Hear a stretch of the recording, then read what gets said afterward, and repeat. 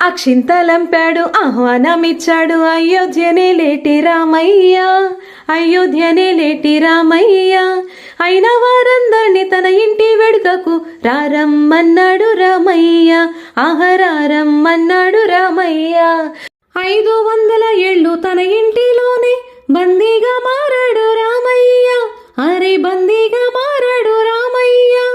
ముక్క చెక్కలు కొన్న హిందువులు అందరినీ ఒక్కటిగా చేశాడు రామయ్య, మరలను ఒక్కటిగా చేశాడు రామయ్య. ఊరూరి జనమును ఉప్పెనగా కదిలించి మచ్చ చెరిపేశాడు రామయ్య, మా మచ్చ చెరిపేశాడు రామయ్య. అలుపు సలుపు లేక చేసిన పోరుతో ఓ ఇంటి వాడయ్యాడు రామయ్య, ఓ ఇంటి వాడయ్యాడు రామయ్య.